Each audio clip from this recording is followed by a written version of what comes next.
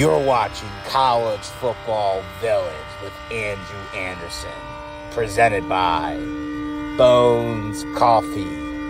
Get your Bones Coffee at www.bonescoffee.com. Good evening, everyone, and welcome to College Sports Villains Season 2, Episode 14. We have a great show tonight. We got some real cool stuff going on. Probably going to be one of my most favorite shows that we've ever done. So let's just go ahead and say hey to Brent. Brent, thanks for watching, man. You're always there. Appreciate it. Now let's introduce our co-host for the evening. Let's start with somebody you all know. Chris, how are we doing tonight? Not too good. I just saw the updated score in the Vandy LSU game, and I am not a happy camper. I'm guessing it did not go well. It's ugly. Well, Let's just put it that way. Well, South Carolina lost the midweek game 8-0 to a Sun Belt team, so you didn't do that. Yeah, it's bottom of the fourth at 7-0. Oh, yes, but it wasn't the Sun Belt team. So let's go to the next person. Emily, how are we doing tonight? I'm good. How about y'all? We are fantastic. Well, I'm fantastic. Chris is not so much right now.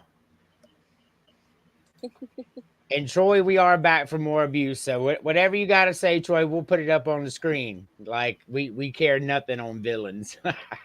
And right now we'll have two more guests, but right now one over here, one's not. So everybody say hello to Mac. How we doing? What's going on, boss man? Shoot, having a great day. Jesus, the Texans are having a day, man. The Texans are having a day. Man, look at that offense the Texans have, man. That's really insane that they were able to put that together. I mean, the normal rules, Troy, like the ones that we're not allowed to do on air, but other than that, we're pretty open on villains. We all know Hunter has rules, and we're going to stick by that on this show. I'm just going to go ahead and throw that out there. So, Hunter has rules? He has rules.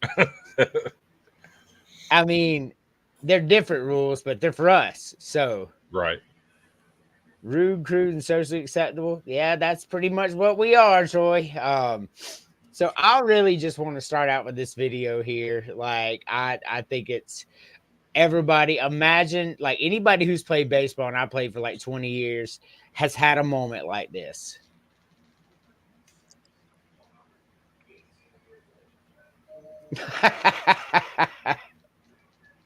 I mean, could you imagine? You're just sitting there watching the game, all of a sudden you turn around and a baseball is coming at you 106 miles an hour. Yeah. Oh, man. I'd have been a dead man because my reflexes are not that quick. So in the city, we used to play rubber ball and use just a wooden bat, and it'd be like a pink rubber ball. I had one, pitched one, hit right back to me, hit me in the throat. But I couldn't talk for like a week. Like, I mean, it was bad. It was bad. The worst I ever got, I was up to bat. I think it was midgets, and this dude who was supposed to be like 10 was like 6'3", 230 pounds, and he's pitching. So first pitch up, he beans me in the leg, at about 90 miles an hour. I'm 10 years old, and so I go down. I'm like, oh my God, take my base.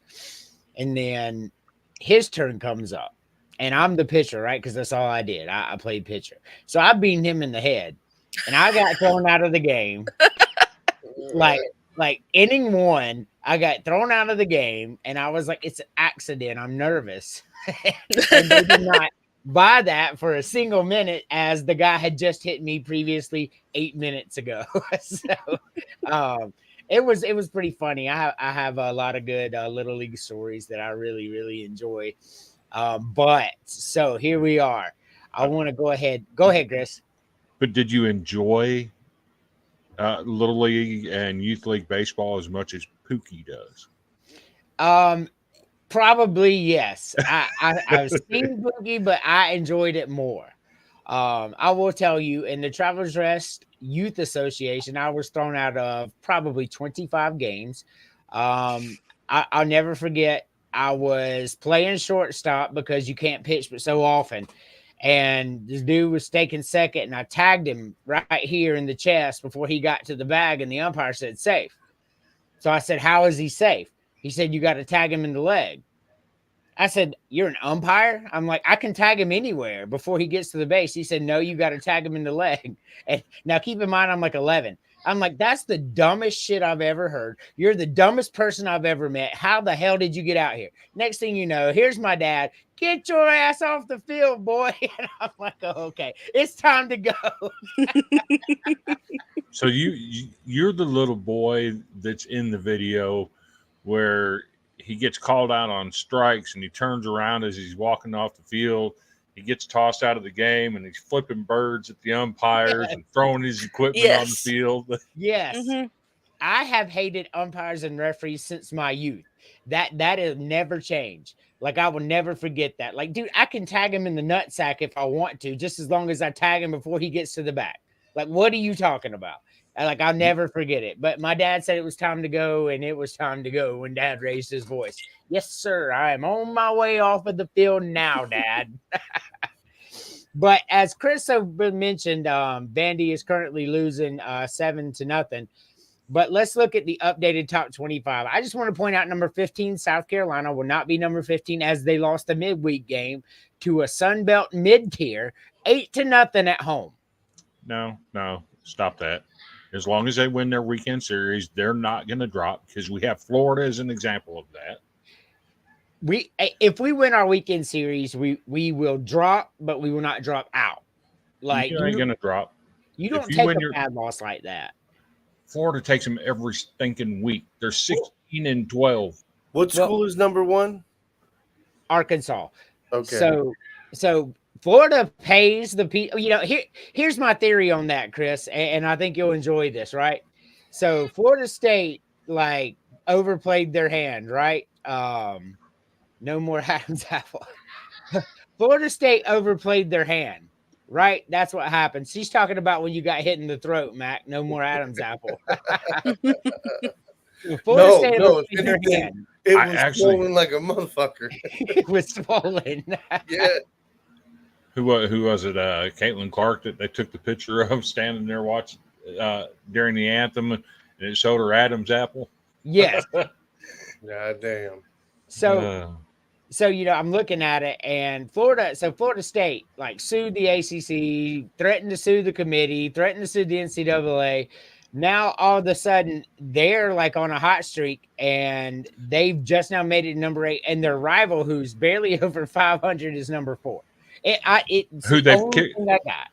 And Florida State has kicked their ass twice. Badly. Yeah, these scores were not even close. Arkansas, the unanimous number 1. Chris, what do you think? I think it's 9-0 now. We might as well go ahead and get run rule.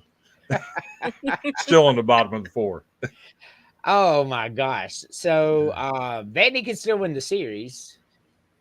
Yeah, go ahead and run rule us tonight. Let us go get an early night at the hotel, and we'll be back tomorrow. That is correct. So Arkansas unanimous number 1, Clemson number 2, and after Clemson's performance at Florida State, they deserve to be number 2. Like, that was as much as I hate Clemson, you got to give credit where credit is due. You're down 9-1 in the bottom of the 9th, and you win the game. That is insane. And then the next game, you're down by 8 again and come back and win. Like, against the number 8 team in the country. Like, that's crazy. Like, Clemson is a very good and disciplined team. It's okay, James. We really just started, man. We are so glad you're here. Like, we literally just started.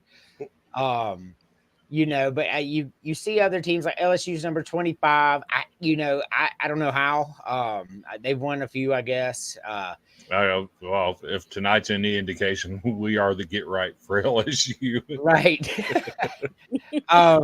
Chris's favorite team's at 21. We all know how much Chris loves NC State, so we'll just go ahead and throw that out there real quick. Did you see that bird? Yes, it flew by quick. Are you editing our show, or are you just editing in period? Because he's cutting out all the F-bombs. That's right. He's like, God, Andrew, you need to stop. But I think this top 25 is pretty accurate, actually. All joking aside, I think Nah. I think we're pretty much right where we need to be. Rankings really don't matter until regional time comes. This is all for fun and games, just like football. But I think Arkansas is number one, Clemson number two. I'm good with it. Florida at number four, I'm not good with, obviously. Florida State at 8. They started way down there, so I could see that. Alabama at 11. That's a shocker right there. But they beat us, so I'm busy. Then it's F-bombs. We know you're busy, man. So baseball is back, professional baseball, and no teams are left undefeated 6 games into the season. So I think that's pretty cool. I know your Orioles. You're excited about them. The Braves are 3-2. Somehow lost to the White Sox. JQ is here. JQ, what's up? The Batcats need to be higher. I don't disagree. I don't necessarily disagree either. I think they should be top 15. I actually think they should be ahead of Alabama. That wouldn't hurt my feelings. I'm not against that either. I think. Well, obviously, Florida belongs behind FSU. Yes. Head to head, prove that. I think 6 is a stretch for Vanderbilt. I'm comfortable with them anywhere from 9 to 12. No, they got swept by South Carolina. Yeah. UK I think should be swap places with Alabama, and other than that, not bad. Yep, I'm not really disagreeing with this. So let's address the elephant in the room with the meme of the week. They said mean things about me, now I can't coach. We all know the LA Times ran a campaign saying how she was unlikable and unapproachable, which not necessarily wrong. But then they had to throw in some other things that really made no sense. I didn't really have to go there.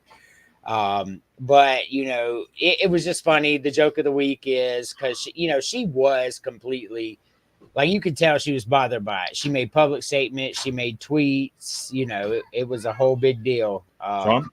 I'm still waiting on this hit piece that she talked about coming out on her, because what I read absolutely was not a hit piece. It was just telling the story that, hey, there's a lot of players in her past that don't like her, and went through some of the issues that she's had with former players. I didn't think it was a hit piece at all. Every bit of that was public knowledge. Yep, it was. So some people protested too much. So that tells me there's more out there that hasn't been uncovered yet. Yep. Yeah, well, we know that. She's trying to stop it. I have seen the meme with her and the Grinch. That was pretty good. So my son will be 3 tomorrow. He's currently in the room with me. So if you hear a lot of loud banging, and that's what it is. Right. He snuck in. He snuck in. Happy birthday. He's like, okay, now I want to leave. So do you want to go ahead and bring up the topic that her team has created this week? Yes, go ahead. So obviously everybody has heard the story that the LSU women were not on the court during the national anthem when they played Iowa. Well, the Louisiana governor is highly offended by it. And what people aren't telling is the entire story. They've done this for years. Last year, during the championship, both Iowa and LSU were in the locker room during the national anthem. The same night, on the same court, USC and UConn were both in the locker room during the national anthem. Why LSU's catching so much grief over this is beyond me. But as I said, well, happy birthday, James. The governor of Louisiana is highly offended by this, and he put out a statement today. An official government statement. Yes. In essence, what this letter says is if your team is not on the court or field during the national anthem, they're going to institute a policy where they're going to start taking scholarships away. Yep. What? For 100 years, no team was on the field during the anthem. They were in the locker room going through last-minute preparations for the game. In fact, when I was in high school, the national anthem was our cue to make our way to the court. As soon as it was done playing, we'd come out the locker room. I don't understand what he thinks he's going to accomplish by taking an entire football team's scholarships away from them, an entire basketball team or baseball. What are you? Come on, man, stop it. I mean, so I can say this. Like, I played many football games where there was no national anthem played. I'm just saying. Like, now, granted, a lot of Pop Warner, Baltimore City, youth. But, again, like, for me, it was never a big issue until it became an NFL issue. And now it's like it's a race baiting issue. And it's just a weird, stupid, touchy subject for some fucking reason. Yeah. Well, Big Ten backers are in the house.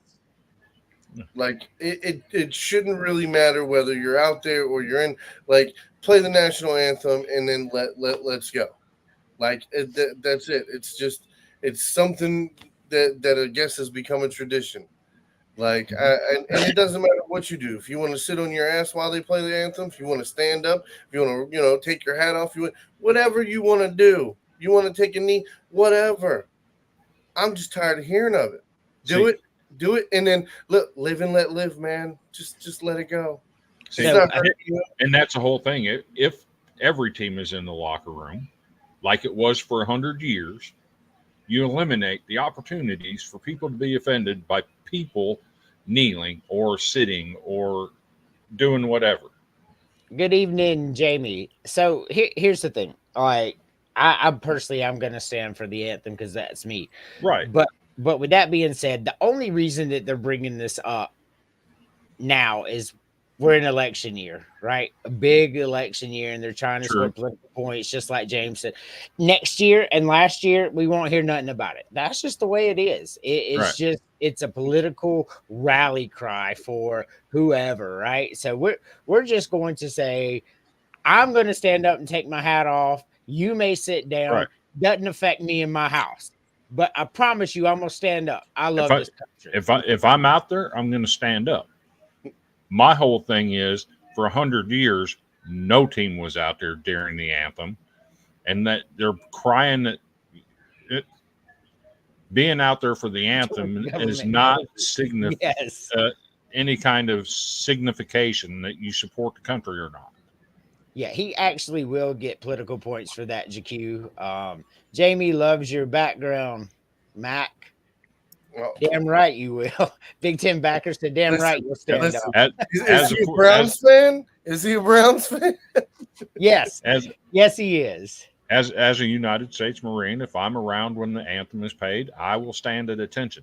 Not just stand, I will stand at attention. I mean, that's just me. And we are going to have our first commercial here. 55 seconds, y'all. Paying the bill as you're watching College Sports Villains only on the Dog Media Network. Icy Breeze is the world's first portable air conditioner and cooler. A premium ice cooler that doubles as an eco-friendly portable air conditioner. This is not a swamp cooler, just blowing air across ice. Over 60 parts and components allow Icy Breeze to achieve what no other product in the world can do. The secret behind the Icy Breeze is an innovative design that circulates chilled ice water through a heat exchanger in the lid, replacing the Freon used in most ACs. Fresh air is drawn from hidden vents in the top of the cooler, pulled across the exchanger, and chilled down to 35 degrees cooler than the outside air. A 3-speed fan control delivers Icy Breeze's dry, cold air up to 25 miles per hour, just like a car AC. And a stay-put flex hose directs the breeze in any direction.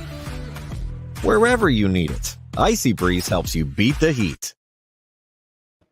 All right, we're back. You're watching College Sports Villains only on the Dog Media Network. He says, unfortunately, I'm a Browns fan. I Matt. mean, look, that is not. It's not necessarily unfortunate. I mean, listen, you could be 2 years right. or a decade away from your first Super Bowl. Okay, you never know. Yeah, no, you don't. You have Bernie Kosar. Unfortunately, you met the same fate as my Falcons. You ran into John Elway. That's just the way it goes for the Browns and the Falcons. That's right, Big Ten backers. Do you know how hard it is not to sing that comment? It beats the Fireballs on the other channel.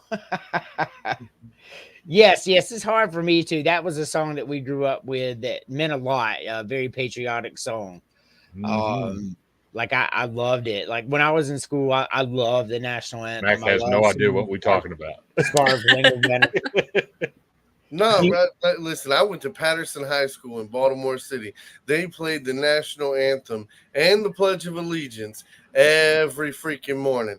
And they would have the ROTC kids stationed around the whole school to where they'd be like, stop. You're not allowed to walk during the anthem. Like, teachers would be like, stop walking. I'm like, I'm going to be late. They don't care if you're late. Stop walking. So this is the game we just referenced right here, the 87 playoff game versus the Broncos, the drive. It's really what made John Elway special, even though he would go on to lose the Super Bowl dramatically in a horrible beatdown. But, you know, that 2-minute drive to beat the Browns made John Elway a household name. You know, it really cemented his legacy, even though he didn't win the Super Bowl. Watching that game as a kid, a 6-year-old, I'm like, oh, the Browns are going to win. You know, this is so cool, right? You know, I love Bernie Kosar. And then John Elway's just like, tick, tick, tick, tick, tick, touchdown, game over. I'm like, whoa. One of my first memories as well. I really, really loved it. So let's bring this out real quick because I want to. HVL is transferring again. Now, Chris has his own thoughts. But my question for you, Mac, where do you think she ends up? Because she gone. I have no clue who she is. So she's the point guard from LSU. So she's very, very famous in women's college basketball. And apparently she has an OnlyFans too. So I'm gonna say South Carolina. Nah. Because why not? Here's the thing about that. She hates South Carolina. They have made her look the fool twice. So then possibly Iowa State. I mean, they got the young big girl. I mean, I know like 5 women's college teams that are decent. So I got you. Emily, if you were to guess, where would you think HBO ends up? I have no idea. No idea. There's really no telling.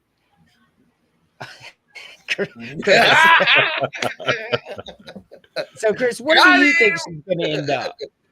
So that's himself. She originally transferred from Louisville last year. Correct. 2 of her final 3 were LSU and Vanderbilt. So we have a spot we definitely have a need for a point guard next year. We do have a 5-star freshman coming in that was the only that was plus. She was plus 25 in the McDonald's All-American game the other night. Scored 16 points, but that's a freshman. We definitely have a spot for an upperclassman to come in, kind of show her the ropes of college ball. I think Vanderbilt is definitely in play here. James says FSU, as he's an FSU fan. I would understand why you would want her. She would instantly make your team credible. I mean, she had a rough championship game, rough regional championship game, but she's still one of the best out there. There's no doubt about that.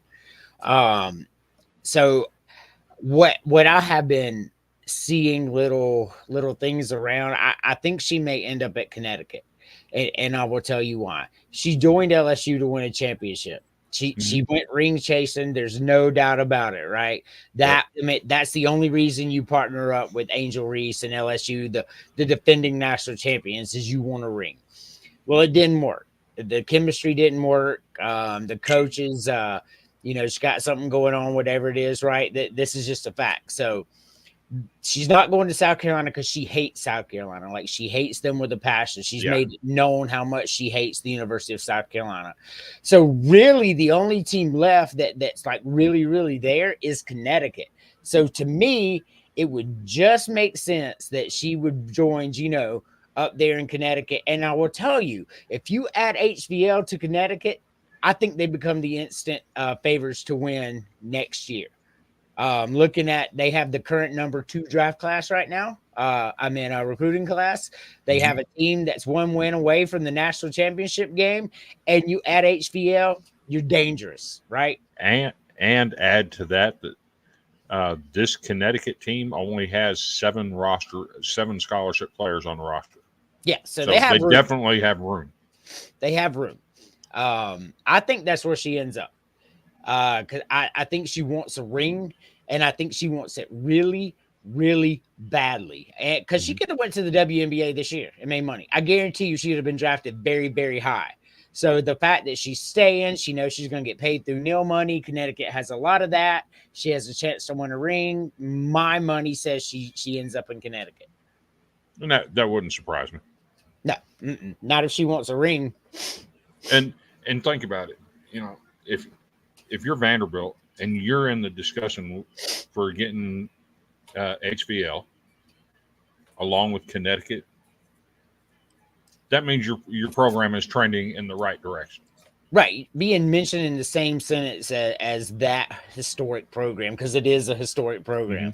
That and Tennessee are the top 2 of all time. And you may have South Carolina by the time Dawn Staley's done. Who knows how long she's going to coach. But if y'all didn't see Dawn Staley's not suitable for work grammar lesson today, y'all missed out, man. Like, I love Dawn Staley, and that was. Did you get that loaded? I did not. If you want to load it, I'll put it out. Hold on just a second. Does make sense. No, she won't sit out. She'll be an instant starter. She's a graduate too, so she won't have to sit out at all. So I want to play this video real quick. Chris, click on the draw, getting it up there. This is, put your kids away. This is your not suitable for work grammar lesson of the week. I have a brief question, because you guys are writers, right? I just posted a tweet, and we had a long discussion in our coaches meeting. So our players were in the locker room, lying or laying down. Lying?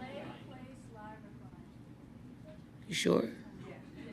So I told our coaches, someone taught me you lie to get laid, right?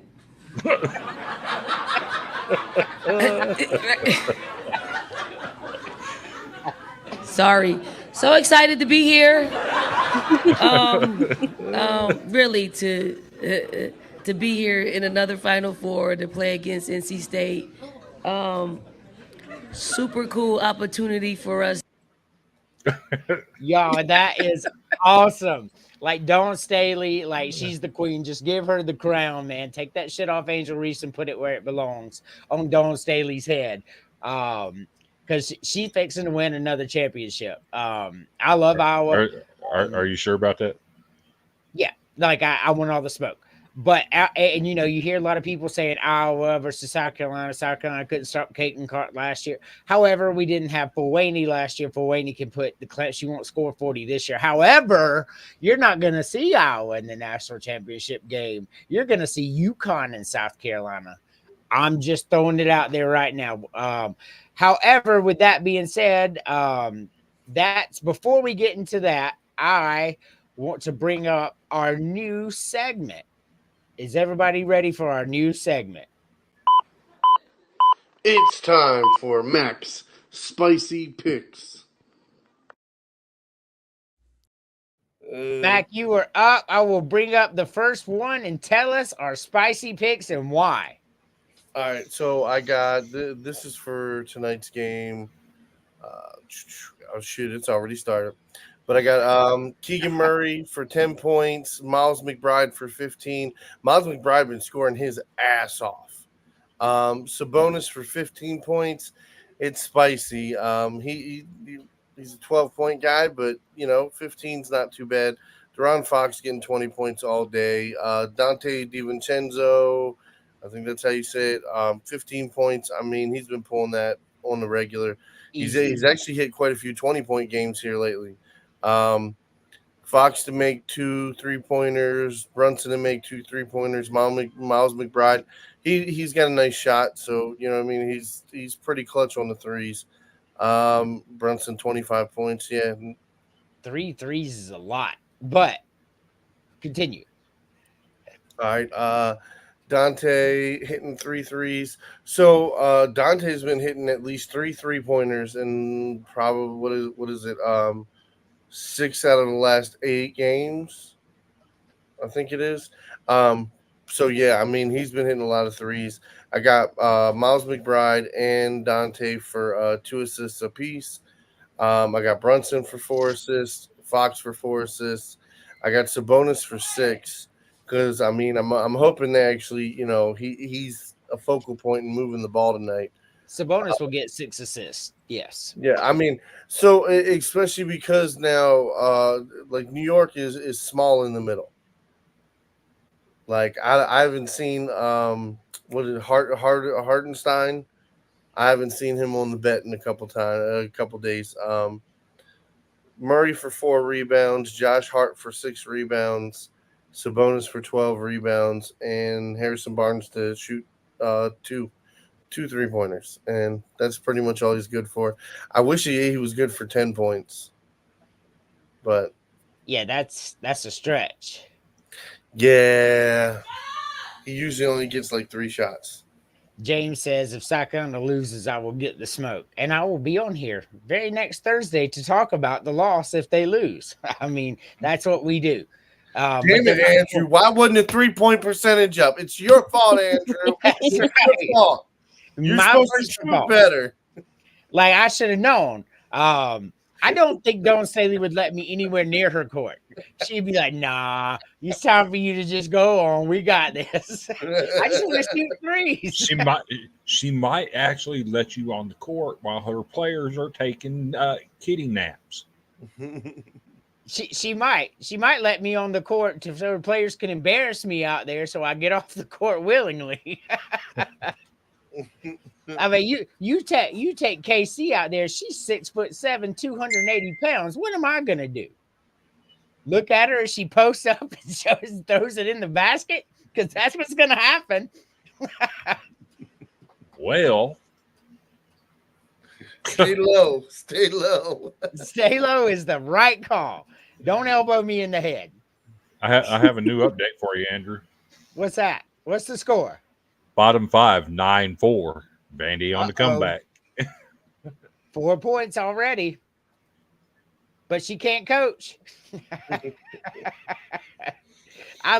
This picture was so great I had to use it. Like I had to do it.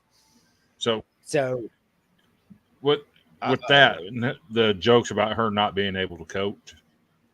A lot of people were talking about maybe Gino was past his prime and UConn was taking a step backwards. I have to say, I think this season has been his greatest coaching job ever. And I take that considering, they had the 120 straight wins or whatever it was. No doubt. He's in the Final Four with 7 scholarship players. The Final Four. Everybody. He's got half a team and he's in the Final Four. Correct. That's a coaching job. Well, not only that, think about how much more competitive the women's game is now than it was 15 years ago. Yeah. Like it is completely it's a different game, a different beast. These women are out there and they are professionals. and he still managed to make it to the Final Four with 7 scholarship players. Gino is one of the greatest coaches of all time. I have him number 2 right now behind Pat. Like that's that's already how far I've got him up, and he's still coaching. Thanks, Jamie. Thanks for watching. But yeah, amazing coaching job, right? But at the time, let's introduce the last co-host of our permanent guests here, James at No Mercy Sports. How are you doing today? Couldn't be better, my man. Could not be better. Swallow that meatball so you can talk. Hey, he said he was at dinner, so we're just assuming. Meatball Swallow spaghetti. this L. Swallow this L. So before we go there, let me just go ahead and bring you back to this.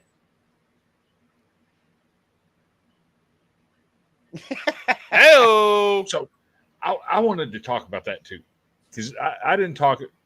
You know, I let you have the spotlight on the reaction to that. I see something completely different there. What's that? What the hell do you see? I see blue dirt. There is blue dirt there. What? Yeah, but it ain't Idaho Show it again. or Boise State. Boise State or not. That looks like turf. It is Exactly. turf. It is turf.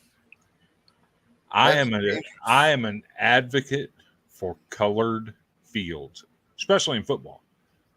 But let's take it a step. Duke's going to have a blue color field coming in this That was season April- or next season. That I was an believe. April Fool's joke. Yeah, that was. Oh, was it really? But it did But- come from the actual Duke account. Yeah. Yeah. Hey. So it wasn't. I get why everybody thought, but then they came out and said, "Ha." Or Hey, what they do to it wing. would have worked for Duke. No lie. Oh, yeah. I don't. I mean, There was I'm here one. for it. There was one about 10 years ago came out with LSU with the purple field. Yes, it I was remember gorgeous. that. It It was was. gorgeous. But okay, here's my take. I'm an advocate for colored fields. I think they're cutting edge, and they're huge marketing opportunities. So And they're very visually appealing. Let's start with baseball. Just about every field you play on now is turf. Mm-hmm. So Turf sucks. instead of Turf, instead of Yeah, brown, just ask Joe Burrow. instead of brown colored turf where the dirt is supposed to be, make it your school color. Yeah, like Coastal Carolina. Yeah. Yes. I mean, let's do it. It's A nice cutting edge. skill. Market it. I'm Look, all about it. I'm look, if South Carolina came out next year and they did half their field garnet and half their field black, man, I'm telling you, like that would be so awesome. Like that would just, and you know what the 50-yard line is because the color would change, right? I'm here Imagine. for it.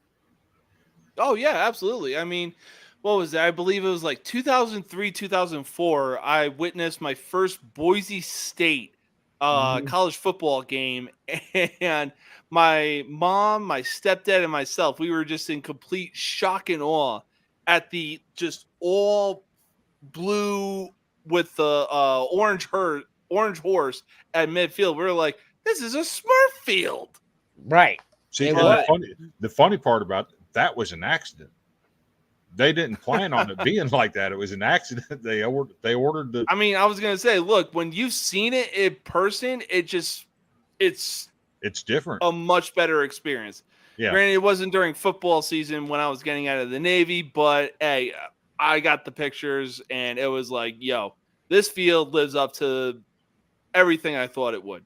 So here you go, Andrew. Your baseball stadium. Garnet dirt. And instead of white baselines, make them black. Yeah, I mean, I'm all about it. I'd I'm be all there to about do our court. Could you imagine our women out there, #1 team, undefeated, all eyes are on them and then bam, garnet and black court. I saw somebody the other day playing on a We playing about on to a talk blue about court. the Final Four. Somebody I did played on a too. blue You court. damn right we gonna talk about it. I saw that And- blue court too. I don't know who that was though. The MTSU women or MTSU men and women, their court is gray, a silver gray. Yes. Yeah. Yeah, even the Memphis football team has a silver, gray, and blue field. Yes. It So works. Let's do it. perfect segue, because we are going to make picks here, which is Mac's specialty, right? Everybody knows Mac's specialty is picks. So we're going to start with him in the Final Four. Mac, South Carolina, NC State game 1. Who you got? It's going to be South Carolina. All right. Y'all getting out of control. Just get you some old Kentucky bluegrass. Hey, put it on your field. Put it on your field, JQ. I'd like to see it. All right. UConn and Iowa, Mac. Who you got? Caitlin Clark versus the 5. You know what? I like to be spicy. I'm going to take Caitlin Clark. So Iowa. Okay. All right. Emily, South Carolina, NC State. South Carolina. Damn right. Iowa, UConn. UConn. That's what I'm talking about. UConn. So now let's roll all the way down to the bottom of the screen, and let's ask James. South Carolina, NC State. South Carolina, obviously, they're on a undefeated season. They are. So UConn and Iowa. Go ahead. Now, man, this is where things get tricky. UConn has been so good for so long, and even head coach Gino Auriemma said, look, if you don't like it, get better. That's exactly what the teams did. As much as I want to pick UConn, I want all the smoke, and I want to see the national championship between South Carolina and Iowa, baby! So you were afraid of Caitlin. So no. So South Carolina, Iowa. Matt's got South Carolina, Iowa. Emily's got South Carolina, UConn. Chris is going to pick South Carolina. So who do you have in the UConn Iowa game, Chris? I'm going UConn. Oh, that's 2-2. Okay. So Emily and Chris have UConn, South Carolina. Mac and James have Iowa and South Carolina. So I guess just to break the tie, that comes to me, the host. We got to do our champions too, don't we? Oh, we will after I do my 4, and then we'll go back and we'll do who we think is going to win it all.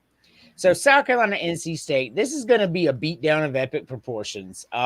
This game might get out of hand by for a reason. If you don't beat them by 1,000,000,000, I will disown you, Andrew. Right. We will beat them dramatically. Don't worry about it. So and the SEC will disown Vanderbilt too. No. UConn, Iowa. Paige versus Caitlin. So let's go ahead and address this real quick. Paige is a better player than Caitlin. The only thing Caitlin is better than Paige is shooting the ball, which she is great at. Like hitting those threes is amazing. But Paige is a better player. And when you really break down athletics, especially basketball, very rarely does the one beat the team, right? Unless you got a Michael Jordan. So I am going to take that, and I'm going to say the team wins this game. I am going UConn over Iowa to have a South Carolina UConn national championship, where South Carolina will take all the smoke, raise the trophy, and tell everybody how great Dawn Staley is. Now, Chris, your championship pick. So back in February, UConn played South Carolina, and South Carolina beat them by 1,357,297 points. It was not close. However, since that time, UConn has won 13 straight games by an average of 26 points per game. They have been on a heater. Mm-hmm. This is one of the greatest coaching jobs I've ever seen Gino do. Yes. And if you think that he's going to get beat twice by 1,300,000 points, you're badly mistaken. It's never happened. It ain't never going to happen. I'm going UConn with the upset, even though I did pick South Carolina in my bracket. All right. God, So I far, gotta we get got a South Carolina and a Connecticut. Emily, South Carolina versus Connecticut. Who wins it all? I'm going with South Carolina. That's right. South Carolina's 36-0, and they beat down UConn for a reason. Although I agree with Chris that this will not be a beatdown again because Gino doesn't do that shit. He's 100% right. South Carolina still squeaks out the win. All right. So far, 2 South Carolinas and a UConn. Mac, are you going to go in a different direction? I'm gonna go South Carolina. Like Caitlin Clark. Like I got her beating UConn with the last second fucking 3-pointer. Like that's just how it goes. But when like South Carolina, that too much In too every much position. too quick. And then the whole thing is like you have all around defense. Like that it's a different ball game. It's a different ball game. I agree 100%. So we got 3 South Carolina, a UConn, and I think I know where we're going to go with this one, but go ahead, James. Who you got winning it all? Like I just sent out in the Facebook Messenger chat, and I'm about to hit you with the Randy Arozarena from the Tampa Bay Rays. Iowa, baby, all the smoke. So I think betting on Caitlin Clark makes sense. I don't think Caitlin Clark makes it to the championship game. Like I just don't. I think UConn isn't won 15 straight games by beatdowns by accident. Gino Auriemma is one of the greatest coaches in the history of the game, and he's figured something Bill out. Belichick of And he's women's, got basketball. Right. And I believe that he has a top 3 player that never gets talked about on his team. Yes. I think that's a fact too. Was it That the girl player in the is picture? awesome. Yes. No, yeah, Paige. Yes. Okay. Bucher. So here's a story for you. 2019, the FIBA World Championships, women's team for America. Okay. Had three girls on it that are still playing college basketball. Mm-hmm. Caitlin Clark, Mm-hmm. Haley Van Lith, Mm-hmm. and Paige Buchers. Mm-hmm. Paige Buchers has spent 3/4 of her career at UConn injured. She's blown her knees. She's blown out both knees. Here she is. She scored 26 in the semifinal game. This girl is hungry. Paige buckets. I can't bet against her at this point. I think her, Caitlin Clark, and Angel Reese are 3 best players in the game right now. And none of those players are on South Carolina, but South Carolina has the better team because of coaching depth, specifically the depth that South Carolina possesses. So when your players have to come off the court, in come more 5-star recruits ready to just pick you apart. Like that's what it is. And you know, that's how it's going to be for the teams. But hey, so we got 3 South Carolina, UConn, and Iowa. That's a pretty good spread. So I also noticed something going on at South Carolina too that might cause a little sideshow and a little off the court dramatics. Damn, Are dude. you talking about the nap? No, Cardoso declaring for the WNBA draft. Right. But she had no choice. She had till that day to declare. So, you know, that's really Come on, stupid. Kansas But that City. is an NCAA rule, though. Right. If they don't declare by that day, they don't get to go. And that's a distraction. They should wait till after, Yeah. like every other season does. It makes no sense. 100% a distraction. And how does that affect the team?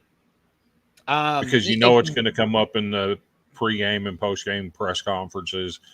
It's going to take away from some other things going on. That Chase, needs what are to you focus. doing? Well, you have 2 trains of thought here. One, they could be like, well, she's not going to play, so let's do our own thing. But South Carolina is a family environment, right? Dawn think she Staley has plays. built a culture. Oh, she's going to play. She already said she was. South Carolina has built a culture. So they're going to go out there and they're going to want to win for her because they celebrate each other. They celebrated Aaliyah Boston. They celebrated A.U. Wilson going up. That's how they do it in South Kiss Carolina. the outside. I'm sorry to So- be talking. I'm watching Kansas City Royals and Chicago White Sox right now. Man, what a boring game. But no, it's baseball. Well, no, hear me out. I really think that the Kansas City Royals are one of those teams that have like a productive year. They don't make the playoffs, but they definitely have a productive year compared to last year. Well, yes. So time for a little humor injected here. Chris, you want to play Pookie Hoops? So yeah, let's. Has anybody on here ever heard of Big Pookie?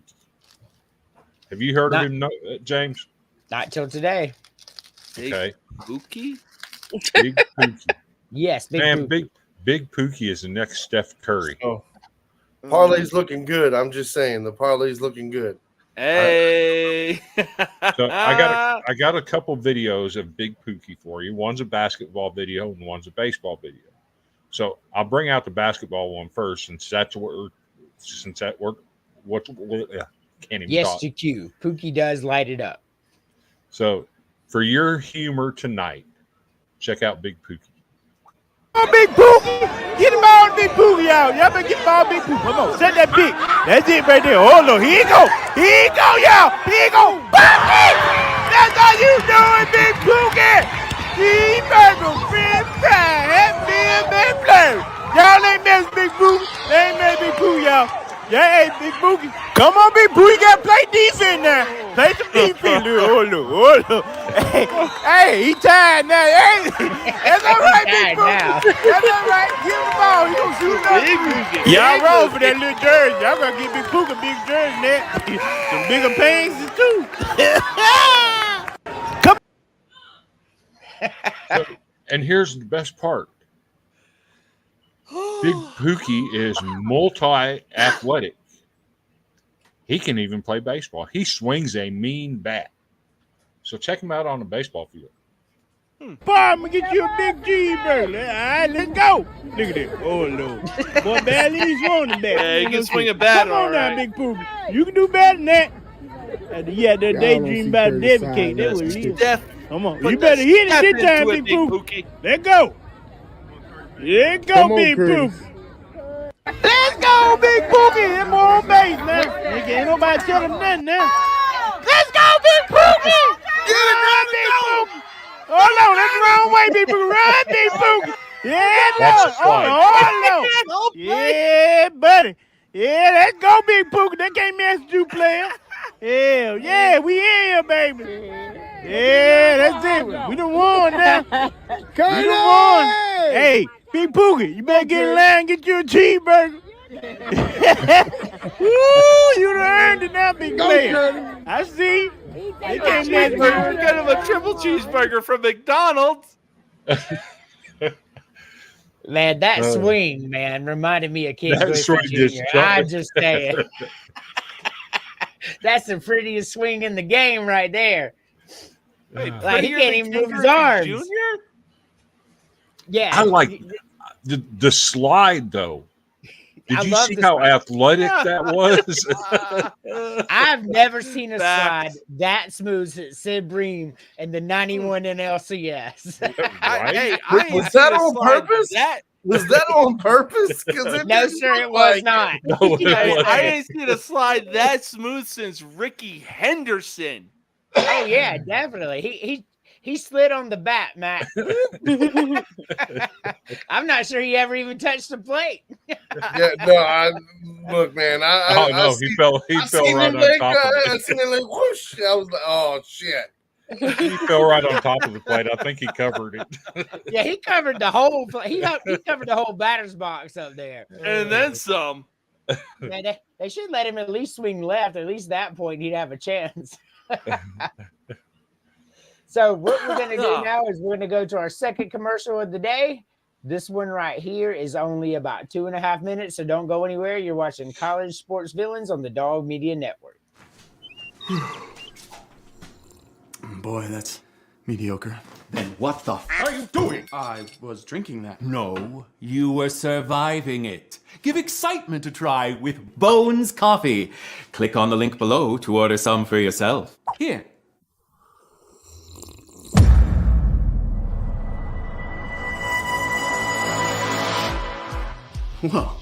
Whoa is right. That substance you were sipping before is what we in the industry refer to as ass water. Sure, it technically has caffeine, but at Bones Coffee, we believe in the experience of waking up every morning looking forward to that first tasty cup. That's why we roast carefully selected beans in small batches to perfection, so you can count on quality in every cup. And not only that, Bones has a ton of fabulous flavors from which to choose. Hey, did someone mention flavors? Highland Greg, pleasure to meet you. What'll it be, Greg?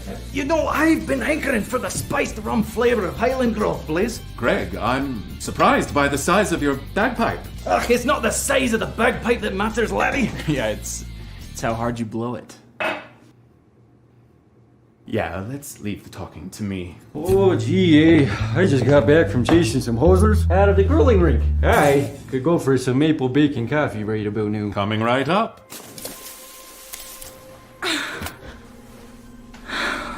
Hey kid, you single? Yeah. That's why this place looks like Here you are, my salty siren. Thanks. I need the salted caramel chocolate pick me up after dealing with this loser.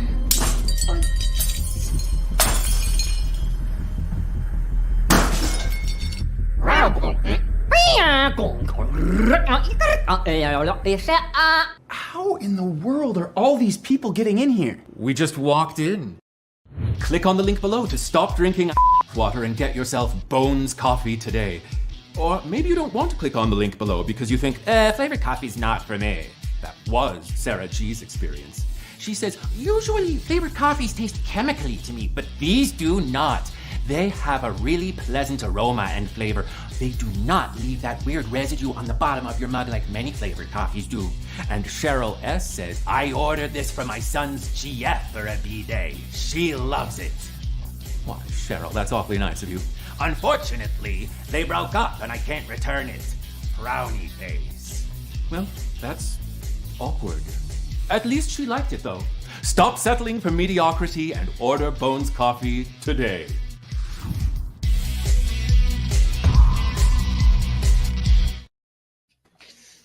Welcome back to the College Sports Villains, the podcast only on the Dog Media Network. Gotta love the commercials. I really do. So we have a couple more segments, but you missed something else, James, earlier. I want to bring it back up.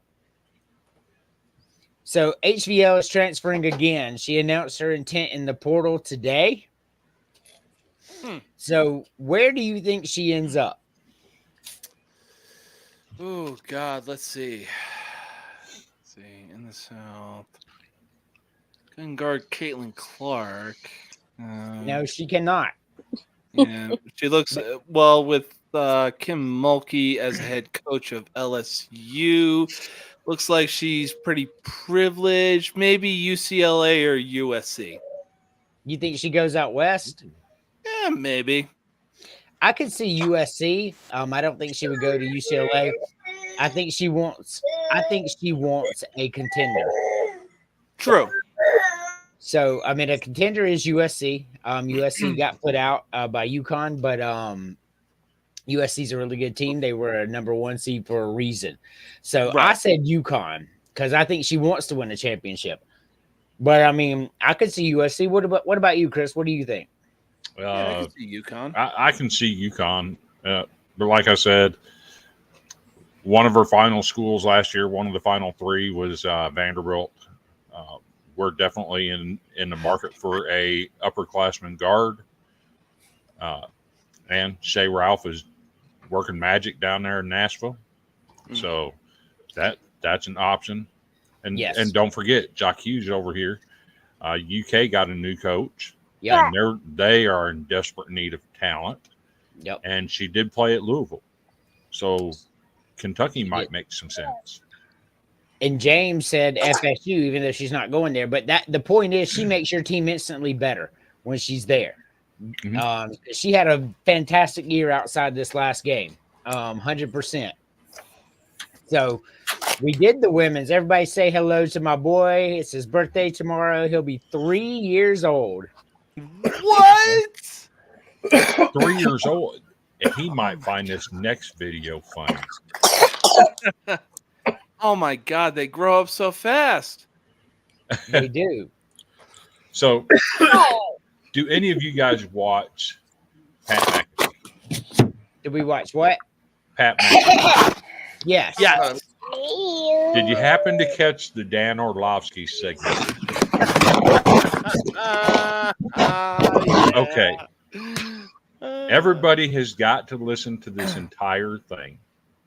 And you tell us what the answer is. Did he or didn't he? And if he didn't, was it the windshield wipers like he claims it was? So here's the video. Check it out. Give it a good listen. Like I said, the 3-year-old might find this cute. I think he's like top 5 in scoring, but I don't think he's top like 10 or 15 in assists. I think the only guy in basketball is probably LeBron when it comes to scoring and assists. And so that was the. So you're complimenting. You were complimenting Wayne Gretzky and acknowledging, like, hey, this guy's not only scoring, he's helping his teammates out. That's what you were. The hockey community's wrong. It's impossible to be at the top at both of those, essentially. Like, it's Dan, another farting Dan Orlovsky situation just took place. Danny Dumb. You just farted into the Danny Dumb. What do you mean? It's unbelievable. No, yeah, well, your butt was just talking. We heard it. Your butt just farted into the phone again like you in Monday Night Football. Oh, no. That's what just happened. What do you mean? Dan. You remember Monday Night Football when you had your microphone and you went to sneeze and you bent down and it caught your fart? Like, what do you? No, what do you, no, what it's do you- not Your what you asshole said. just We farted. pooped your pants, Just farted. We heard your fart, brother. We heard you fart. We heard your fart, brother. We heard your butt just fart in the middle of the cake. I did not fart. Dan. This is 2 times now, Dan. This is the Orlovsky thing. Fool me once, Dan. Are you guys being serious right now, or are you messing with me? Dan. Do we have the capabilities to play this I would like to let the hockey. Jaquez said it was the windshield wipers. Nah, that was not. I've never had windshield wipers sound like that. No, that was a little too dead on. Hey, I mean, he sounded was a little having himself a good time. It sounded a little wet to me. But my concern is, if he did pass gas, for lack of a better term, it came out with so much ease that it didn't even affect his posture. He didn't stop and kind of push it out. He just kept talking, and it just kind of, man, he's got problems. That thing slid out, and he didn't know it. Yeah, no, if that was windshield wipers, then he knowingly ran outside of the end zone when he was with the Detroit Lions against the Minnesota Vikings in 2008. Did you see Dawn Staley's not suitable for work grammar lesson? I don't think you were here yet, were you? I don't think he was. Well, I don't think so. Let's do this one for James. You ready? Please. Dawn Staley's not suitable for work grammar lesson. I have a brief question, because you guys are writers, right? I just posted a tweet, and we had a long discussion in our coaches meeting. So our players were in the locker room, lying or laying down. Lying? You sure? So I told our coaches, someone taught me you lie to get laid, right?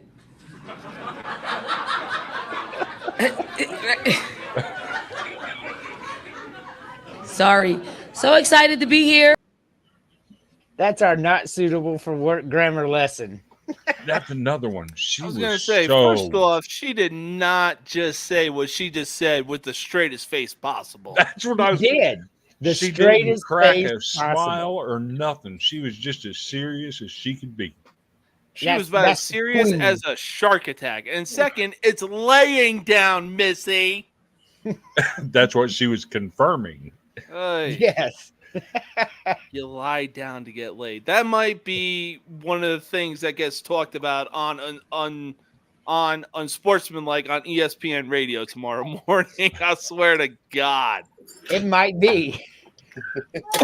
I mean, she's the queen, right? So she can say whatever she wants. And it was serious as a shark attack. You hear my boy back there. He's having himself a good old time. He has stolen the camera.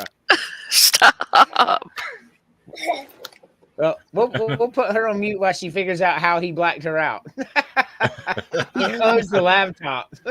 Oh, God. Kids today so desensitized by movies and televisions. He could care less at all. The attention's not on him. Obviously, James didn't get all the television and movies when he's growing up because he is not desensitized. He is wide open. Yes, sir. I was making a quote from Jim Carrey, How the Grinch Stole Christmas in 2000. Just don't eat the lettuce. Who knew he was foreshadowing, you know? He was 100% foreshadowing. I think I sent. Also broke the fourth wall in the process of the movie. Just remember, I think I sent you guys this video this morning. Don't eat the lettuce. Oh yeah, so we're supposed to take advice from fucking Jimmy Kimmel. Whether it's Jimmy Kimmel or not, what they doing here in Tennessee is absolutely retarded. Hey, look, as long as Tennessee has good whiskey, I'm all for it. Hey, you ain't wrong. You ain't wrong there. You ain't wrong there. They love some whiskey.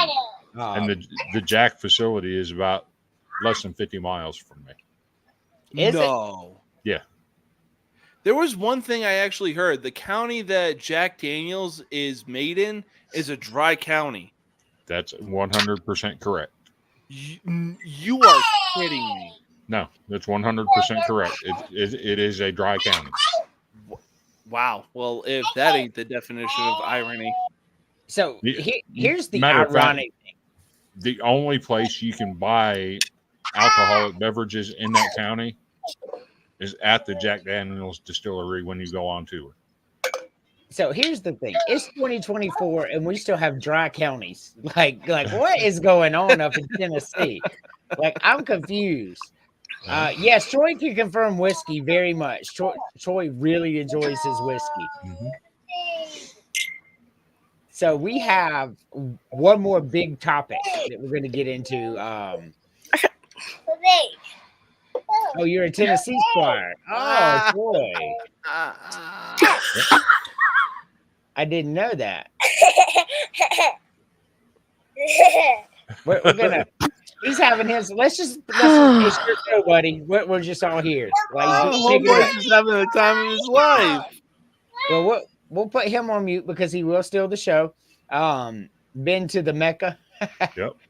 So, one more big topic I want to get into. Right, I just want to throw this up there real quick. I'm sorry. Meme of the week. I don't think you got to see it, James. No, I've been seeing it around social media. Trust me. Yes. It's definitely up there. So Troy owns property in Tennessee. So here's our top 25 baseball. I know you don't follow college baseball as closely, but do you see anything out of place here? Kind of surprised that Vanderbilt isn't really in the top 5. Oh, shut up. Shut up. They got swept by South Carolina. No, like, I'm being dead honest. I'm really surprised that they're not within the top 5. Like, if anything, it surprises me that Clemson, of all teams, is ranked second. They are really, really good. They deserve to be ranked second. Did you see that series with Florida State? I'm trying to get into college basketball. I promise you, I really am. So they were down. They were down 8-1 in the bottom of the ninth and won the game. The very Oh, next game wow. against number 8 Florida State, they were down 8 runs in the 7th and won the game. They beat South Carolina. They swept this. Well, we had a rain out, but they swept the 2 games that we did get to play. Clemson's a very dangerous team. Okay, fair enough. If Clemson were to win it all, 1 square inch. If Clemson were to win it all, I don't think I would really be shocked. I don't think it's going to happen, but they're good. But the problem with Clemson, and Chris can attest to this because he's a college baseball fanatic like me, they always peak in the middle of the season like this. Always. Clemson always does this shit right in the middle of the season, win a ton of games in a row, get ranked very high, and then come regional time, they're put out. Maybe super regional every single year. Come regional time, they send an SEC team to their Clemson, South Carolina, and the SEC team puts them out of their own regional. Yes, almost. I mean, I was even going to say, like, I will say 2 things. One, I'm surprised that even Duke isn't ranked like a little higher, or 3 things I should say. Yeah, I could. 2, when I do ESPN Plus and try to watch college baseball, it's all the like college baseball teams. Like, the last college baseball game I watched was Richmond and George Mason. Okay. Still baseball. No, in the Green Hill. Coastal Carolina should be ranked higher. Yes. They keep, and they should, but they keep losing strange games, James. They keep losing strange games that don't make no sense. Okay, Like- that's fair. So I'm going to get you into the college game real quick. Okay. What is the farthest home run you've seen hit in the BB4 era? Like, none of those words really resonated with him yet, other than longest home run. Bryce Harper. What is Bryce Harper when he was in high school? So, Tuesday night, Jack Caglione from Florida hit one 491. Yes, hit the tractor. So the man went Kyle Schwarber on the ball. Yes. On a changeup. Yes. On a changeup, 491. The boy just poured his drink on Emily's head over there. He is a literal menace when I'm not there. Like, you don't understand. If I'm in there, he's, oh, daddy's here. Let's play the game. Let's watch the phone. The second I'm not there, he's literally chunking stuff at people. Should have named him Dennis. So James, what I'm doing is I'm giving you a specific player to start following. Okay. Jack Caglione Okay. plays third base, but he's also a starting pitcher on Sundays. Okay. So I will say this: the one hitter that I'm going up to the majors right now. I understand what you're saying. Mm-hmm. Understandable. The one hitter that has been talked about for quite a while is Jackson Chourio. Yeah. And I believe he's on Milwaukee's minor league team. Yep. Not for long. Kid's got something going. Yeah, the kid's got something going. It's like he's ripping it. Jackson Chourio to the Brewers is essentially Holiday to the fucking Orioles. So I mentioned Cags for a reason. He's their starting pitcher in their rubber game on Sundays, on the weekends. Okay. But as the utility player at third base, he's hitting over 500 on the season. Yeah. So that gives you a player that you can start to follow to get more into the college game. So we have a shocker. Seton Hall upsets Indiana State and wins the NIT. Like that, I would have never saw that coming. Oh no, the way they beat Georgia the other night, they smoked them. They did smoke Seton Georgia. Hall has always been back and forth when it came to basketball. Like they're the Gabe Davis of college basketball. Either they're on or they're not. Mm-hmm. I mean, Indiana State was on a tear too, and I believe they were a 7-point favorite. So this is quite eye opening for this Seton Hall team. I'm not sure how many seniors they have or whatever, but that's an upset, y'all. That is an upset, and I promise you, Indiana State wanted this NIT really bad because they were the one team that felt like they really deserved to be in the tournament, especially with the one player that they had with Larry Bird 2.0. Yeah, Goggles McGee. Yes. And since we're starting to transition into men's college basketball, You noticed that? Major announcement came down today. Eric Musselman. Yes. No longer at Arkansas. Has accepted the job at Southern Cal. He sure has. Much to Georgia's chagrin, I will tell you. He leaves Arkansas, goes to USC. That's a big blow to Arkansas athletics right there.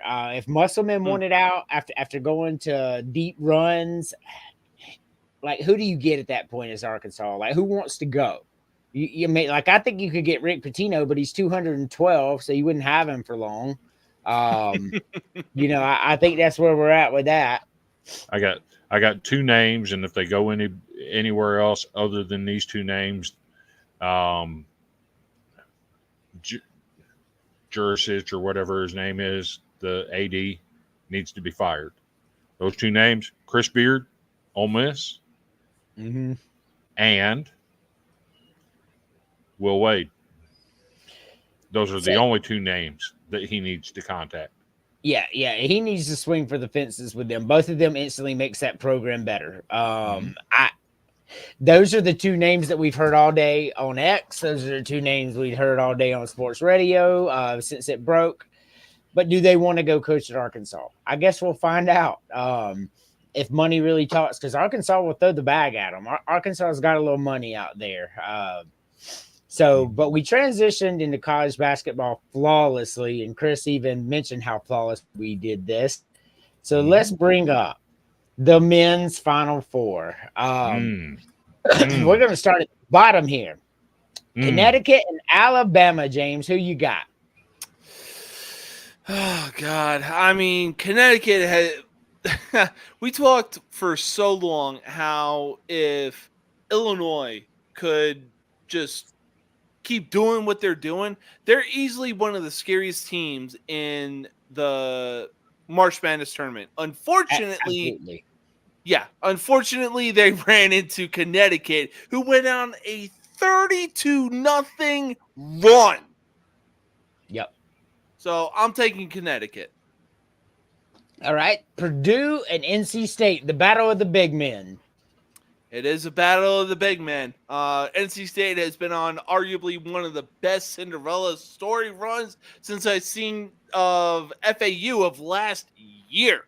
Zach Edey, he's a monster. He can do it all. He's a college version of Victor Wembanyama, but I think NC State and number 30 big man there, what we're seeing in the picture, they got the job done. You ain't stopping a dude that fucking big. That dude is a NC State version of Shaq in the pros of LA. Wow. So you're saying NC State's going to upset Purdue? Yes, that's exactly what I'm saying. All right, so we'll go back to national championship picks. We're doing Final Four right now. So you've got Connecticut and NC State. All right, Mac, we're going to go right up the line. Connecticut and Alabama. I'm going for two upsets here. So, technically Connecticut is what I called for the championship early in this season. But I don't know, man. I feel like Alabama's offense, they don't miss. And they score and score and score and score and score. I don't know. That's going to be a tough matchup, but you know what? I'm going to spicy pick because I don't think anybody's going to take them. So I'm going to take them. I'm going to take Alabama, right? And then Purdue versus NC State. I'm riding with NC State, okay? I got parlay still rolling on NC State. Bracket is still alive, my guy. So we are going with Alabama and NC State. Unreal. I mean, you know what? That's the matchup I want to see. But Emily, Connecticut and Alabama, who you got? I'll go with Alabama. Of course you are. So Alabama. So They're Purdue not even the and best NC team State. defensively. Purdue and NC State. I think I'm actually going with Purdue. Purdue. Mm-hmm.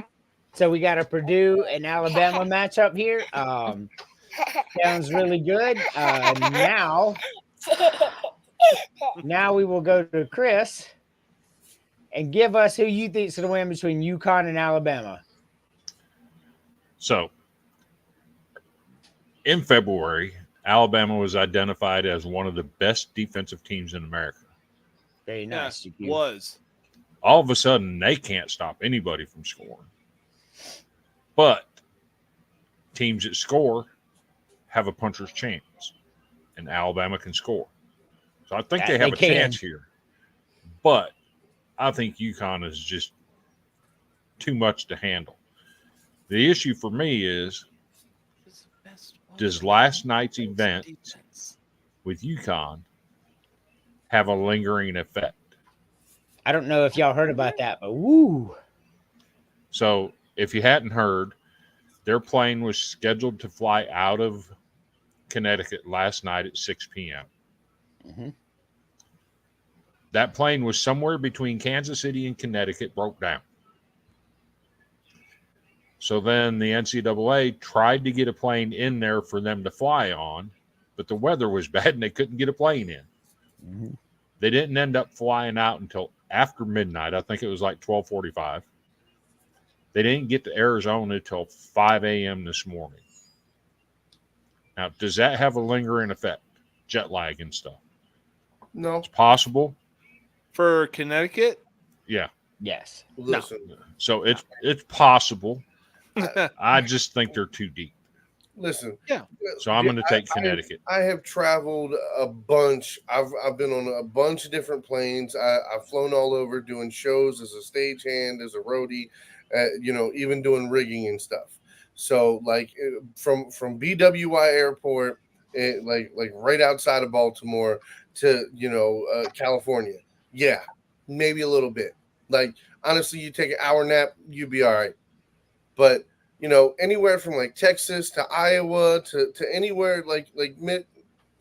I mean, unless you're on there for over 6 hours, I really don't. And then even then, usually an hour nap or so within a day, you're not traveling to a 10-hour different time zone. You know what I mean? Like at most, you're going 3, maybe 4 hours. It's not the end of the world. It's not that big of a deal. That's why, like for me, it's like somebody when you travel that much and you understand, like jet lag happens every once in a great while, but it's nothing like that. Been there, done that, unfortunately. Yeah. I'm going with UConn to pull it out. I just think they're too deep. All right. So second game. I have a feeling I know where you're going to go with this, but go ahead. I'm going to get my analytics out and put the hate aside. Number one, if you breathe on Zach Edey, you get called for a foul. Certainly happened with Tennessee, didn't it? The officials are copping out on this. We don't know how to officiate a guy his size. It's simple. You count 1,001, 1,002, 1,003. You're in the lane 3 seconds. You're out of here. That's a turnover. I don't get it. Secondly, Zach Edey, that is one physically fit big dude. It is. DJ Moore, on the other hand, isn't. So you'll see with North Carolina State's offense, when they come down the court, when they set up, their first pass is to DJ at the top of the key because he's just now getting down the court. And then he'll pass it off and work his way down low. Zach Edey's not that guy. He will run DJ Moore into the ground. It's not going to be pretty. He's going to be so winded by the 10-minute mark, he might not play over 10 minutes in the first half. I was going to say, what are his points per game are like 13 to 15 or something like that, right?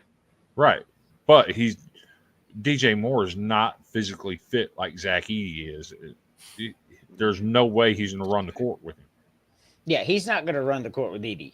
Like, that's not going to happen. Look, I'm sorry, Lee. I don't know what y'all watching, but both of these motherfuckers are slow as molasses. So, I'm watching the Sox Royals and the fucking first baseman missing easy foul ball out. That's what you get for watching the White Sox and the Royals. Right. Yeah. And Zach, you were talking smack about college baseball. As far as being physically fit, Zach Edey's physically fit. DJ Moore isn't. I mean, again, they're both big, slow guys. You know, can they move quick sometimes? Yes. But on average, like compared to every other player, right, we're just comparing them to each other. Yeah. Zach Edey's one of the first ones down the court every time because he stays in shape. DJ Moore doesn't. Smoking device. Well, I think it's going to be a good game. Unfortunately, I have to pick Purdue here, but it's not really unfortunate because I hate North Carolina State with a passion. And once again, this week, their fans have started. Could you imagine if this North Carolina State team got treated like our baseball team? Shut up. I don't want to hear it. So we're going in Connecticut and Alabama. I want to see Alabama and NC State. That's the matchup America wants to see. That's the matchup I want to see. Yeah, that's just the way it is. However, with that being said, Alabama can score a ton. What Alabama cannot do is stop number 32 up there. It's not going to happen. That guy's going to have a field day. He's going to eat all day, and Connecticut's going to win by about 10 to 15 points. And I hate to say that because I see Emily staring daggers in me right now, but I just call it as I see it. Just an observer, Jaffo, right? Just a fucking observer. And then Purdue and NC State. I love the NC State story because, as I've told y'all on this show, NC State is one of my favorite teams. It was a team I got to watch all the time growing up, right? So I have love for NC State. However, Edey is going to eat NC State alive. They're going to call fouls, and he can shoot free throws too. Like, he can nail them. So you can't just foul him for fun. That's not what happened. They just got too close to him. And we go along the lines of, let's take out big man versus big man here, even though that's what the star circles are going to see, right? Let's look at team versus team. It's not really close, whole team-wise and depth. Purdue is a much better team top to bottom than NC State is. That's just the reality. NC State's on a great tear, but Purdue's a better team. With that being said, Purdue was a better team when they got put out in the first round last year too. But it does seem like this is a different Purdue team this year. So I'm going to agree with Chris, UConn and Purdue. So we'll go back down the line. Chris, who wins it all between UConn and Purdue? UConn's the best team in America, and there's no questions. UConn wins it. UConn wins. So you got UConn winning both tournaments. So yes. you're calling a double jeopardy here. Yep. All right. I think it'll be the second time in history the same school won both championships, and the other time was actually UConn. Well, they have a great basketball program on both sides. Emily, you had Alabama versus Purdue. Who wins it all? I would say hopefully Alabama. To Alabama. You got I was Alabama fixing to say, winning. you're an Alabama fan. If you ain't going to pick your own team to win this thing, I may have to log off right now. So I'm going to tell you something I put out on Villains the other day, and we all know Alabama fans, right? If Alabama wins this championship, we going to have to block them all because they're going to be like, we're the best in football. We're the best in basketball. We're the best one in baseball. time. It don't matter. That's what's going to happen, and tell me I'm a liar. You're not a liar, but I understand one time is one time, but at the same time, when has Alabama actually ever been good at basketball? It's always been football. Well, they are this softball. year. All right. Yeah, so it definitely wasn't. we have a UConn winning it. We have Alabama winning it. Now, Mac, you got Alabama versus NC State. And I don't know how much you know about college basketball, but I know how this game would go if these two squared off, which I'm really hoping for. So who you got? Who takes it all? Are you riding with your parlay to the end? I'm riding with NC State, baby. NC State. So you got NC State winning it all. Yep. So, and this is just my observation, right? So if NC State and Alabama do meet in the national championship game, which I really, really hope they do, NC State can't score enough to beat Alabama. That's just my take on it. I don't think they can do it. I don't think it can be done by them. So we got, this is great, y'all. We got a Connecticut. We got an Alabama. We got an NC State. So everybody has a different national championship with only 4 teams. Like, that is so just great. So, James, who do you have? Because you can't pick the one team because you put them out. So you're going to have to agree with one of these 3 people on who wins the national championship. Who do you have? I mean, look, the national championship that I have is NC State and Connecticut. But unfortunately for NC State, the national championship appearance is where their Cinderella run ends. Connecticut is just too good offensively and defensively. I think they go back-to-back and win it all this year. All right. So we got 2 Connecticut's, Alabama, and NC State. So that leaves it me. Only I can choose Purdue. I am the only one with that option that says Purdue puts last year aside and that debacle, came back in, made a real run, and they are ready to win it all. But not so fast, because they cannot beat Connecticut. Connecticut is too big, too fast, scores too much. Connecticut will beat Purdue by 10. Connecticut is your national champions. Like, we have 3 people agreeing on this. I mean, Connecticut is if you haven't had a chance to watch Connecticut play this year, just go back and watch one of their games against great opponent. Not even inferior. Go watch them against great opponents. Did you really have to say not so fast in the fashion of Lee Corso, though? I sure did. Because I want Purdue. I love it. Not so fast. Not so fast. I would love to see Purdue win this thing, but if sports is a game of matchups, correct? Yes. Purdue does not match up well outside of the center position with Connecticut at all. And they don't, and it's a lot closer than you think at the center position, even with Edie there. Just like with the women's game, like I have Connecticut play in South Carolina in the national championship game, right? But I have South Carolina winning because of depth. I mean, that's just what it is. I mean, you break a 5-star out, a 5-star comes in. Like, that's just how South Carolina is, and that's how Connecticut is too. So, what, Chris, before we start wrapping up, what is the update on LSU Vanderbilt? We are in the bottom of the 8th. The score is 9-6 LSU. They got a runner on first. Tommy Tanks is at the plate with a 1-ball, 2-strike count. And since you ask, I have to do my rally my rally cry. That is the Vanderbilt whistle. They don't know that about the guy who goes to all the games. But we also the fuck is Tim Bailey. So I'm looking at James down here in the corner, and he's got his. Again, I'm watching the White Sox Royals game. No, that wasn't no. Perez hit a routine ground ball to the shortstop and went right through him. Stop making excuses. Stop making excuses. This look. The score is 8-1 in favor of Kansas City. Okay, but this and look the Braves couldn't beat them. Is the look of a man that just found Haley Van Lith's OnlyFans. I mean, I'm not saying you're wrong.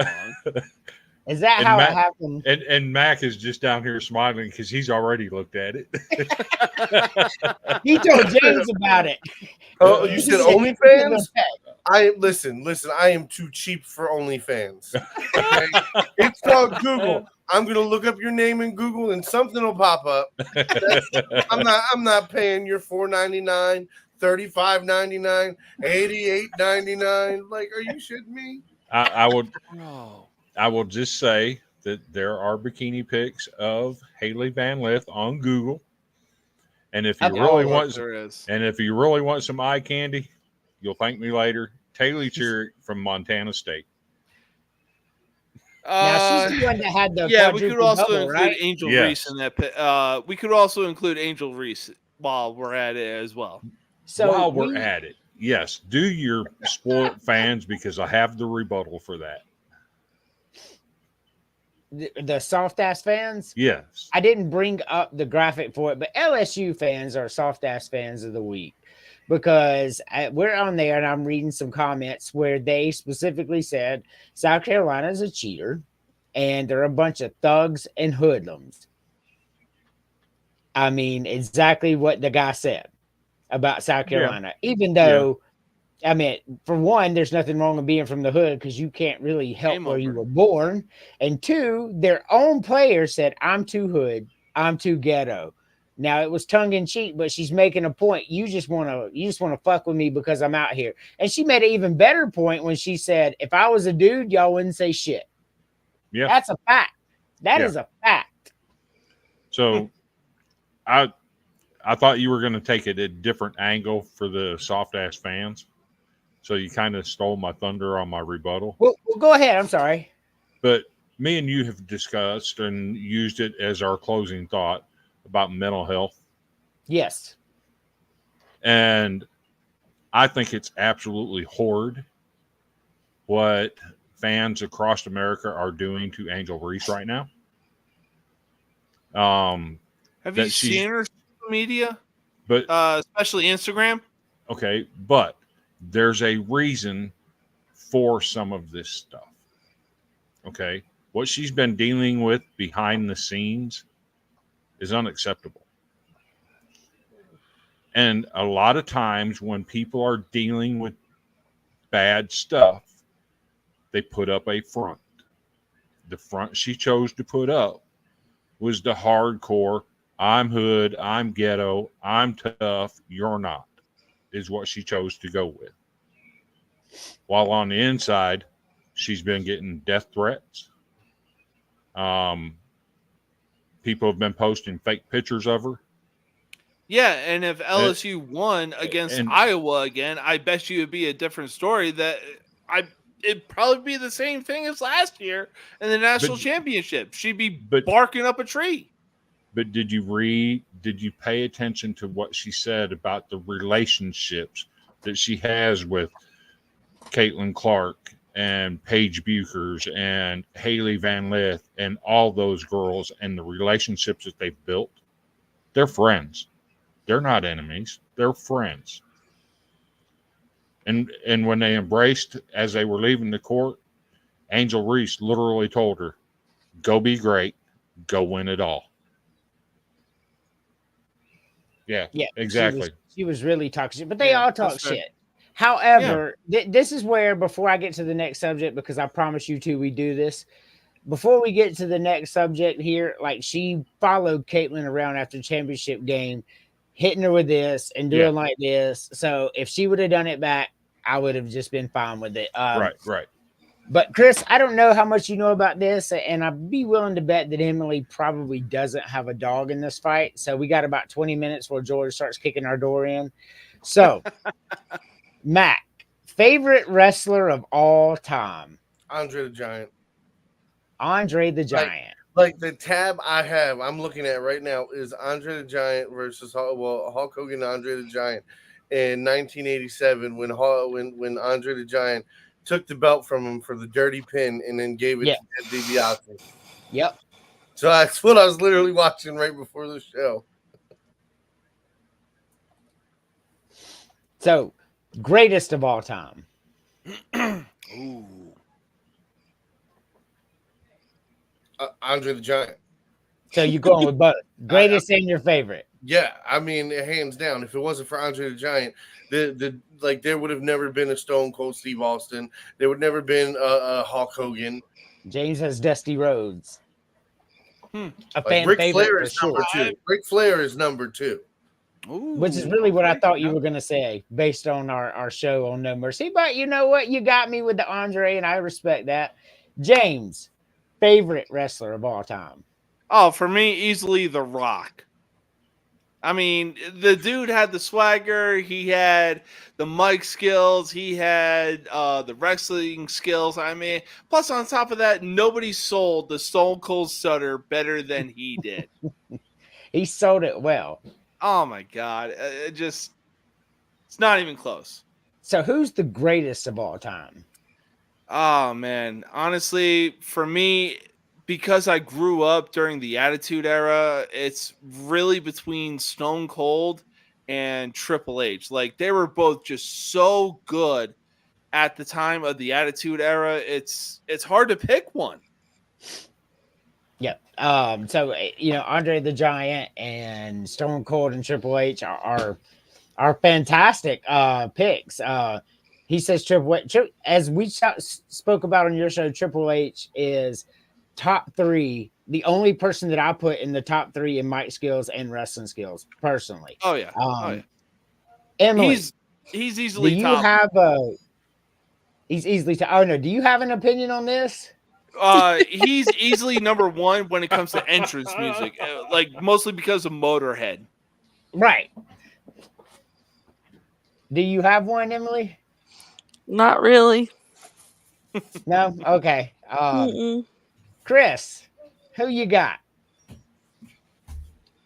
Y'all children and your recency bias here. My favorite of all time? Favorite.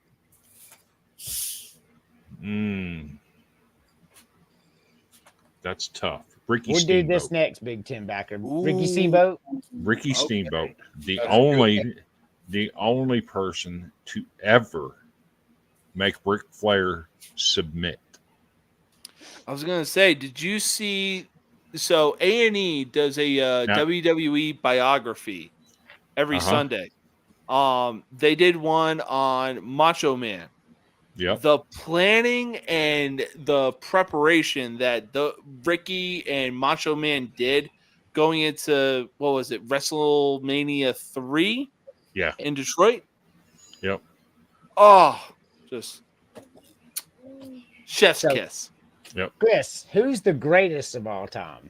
The greatest of all time?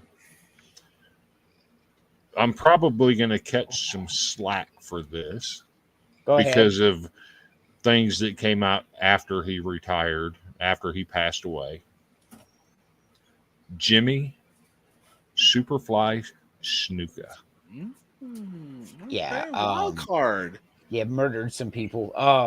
Yeah. But that doesn't change his end. It's like Chris Benoit. Like, he's a despicable human being, but he was a fantastic entertainer. Who was the other one that was around the same time Chris Benoit was? Eddie Guerrero? No, it was in that same category. Brian Pillman? Nope. Umaga? Short guy, dark hair. Okay.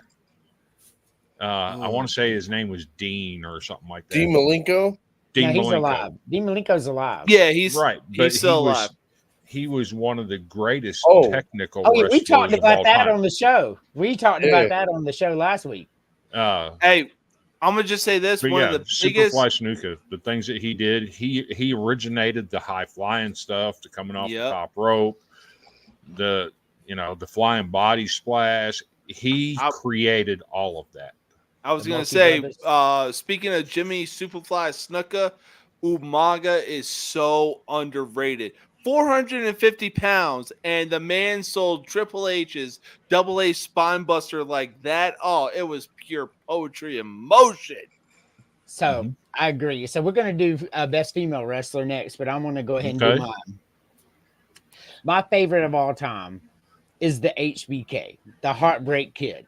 Like he was my most favorite. Like he was so much fun to watch. Even when he was not feeling like being there and he let you know in the beginning, he still went out and put on a phenomenal performance. When I was a kid and I watched him slide down that zip line, one arm, that pointing at the crowd, man, I fell in love with Shawn Michaels right then. Even when he was drugged up, he was still the best wrestler in the ring. Oh man, best wrestler in the ring, top 5 on the mic. Like Shawn Michaels. All right, is guys. my... I'm sorry. I got to get out of here. Thanks, all right, Matt. man. I'll see you next week. See you next week. Hey, we'll see you tomorrow, big man. What you talking about? So I have Shawn Michaels as my all-time favorite. Now, the greatest wrestler of all time, and being Shawn Michaels is my favorite. This is really, really, really big. Bret the Hitman Hart is the greatest wrestler that ever lived. And as he was my rival, when you watch his body of work, what he could do, he sold a whole match with like he would make you feel like he's taking out your leg, your back. He was softening you. Like he was poetry in motion for real. Everything he done was perfect. The excellence of execution. He is the greatest wrestler of all time. Even when I was telling Chris, like WWE did a thing with A&E biography, and it was SummerSlam of, I believe, 1992. The British Bulldog was so hungover and so coked up. He really told Bret, hey, walk me through this, man. I cannot do this. And Bret did what Bret did best. And what we got was arguably one of the greatest matches in SummerSlam history. Right. Well, I mean, the Hart Foundation, that they were brother-in-laws. Yes. That was Natalia. Also one of the greatest stables of all time. But Bret Hart is the excellent of execution.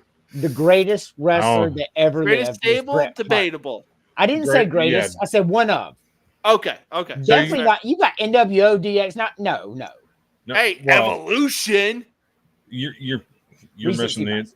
As far as a stable, that means training facility, not a group, but a training facility. Dungeon. So you got the Harts and the Gagnes. Yes, sir. I'll be there. Yeah, Vern Gagne, Greg Gagne, and those guys. Those are the only 2 training facilities that get mentioned among the greats. Yeah, that is a fact. But Bret Hart, greatest of all time. Shawn Michaels, my favorite of all time. But before we go and do final thoughts, it was best female wrestler. Best female wrestler of all time. That's there's a lot. Who you got? Are we gonna do favorite and best? Yes, we'll do favorite and best real quick. We got 9 minutes, so we got time to do your favorite and your best. My favorite. Right back. My favorite, just because I met her and got to know her a little bit. Wendy Richter. The best of all time. Is there any question? Trish Stratus. Without question. Trish Stratus? Without question. So she was really good. I gotta say, and I know and a lot of it is because she was with Shawn Michaels. I get it, but my favorite of all time is Chyna. Okay. Like she's the only woman ever to win a man's title. She won the Intercontinental title. She come out there. She was a commanding presence. She really couldn't wrestle. She was out there, kind of like Hulk Hogan. By the way, Hulk Hogan and Bret Hart are the greatest 2 of all times. I struggled to see which one I wanted to put there. But she was definitely my favorite. Watching Chyna come out there, Shawn Michaels have a match about to get beat, and she come behind it and she just like hit him right in the nuts, and then they'd win. DX, like I love Chyna. But the greatest of all time, one of the women that did it at the highest level in both WCW and the WWE, Medusa. I got to give her the nod. Yeah. Okay. She won it in both when they were both important and they both meant something. She even showed up to WCW with WWF's title and threw it in the trash can. Do you remember that, Chris?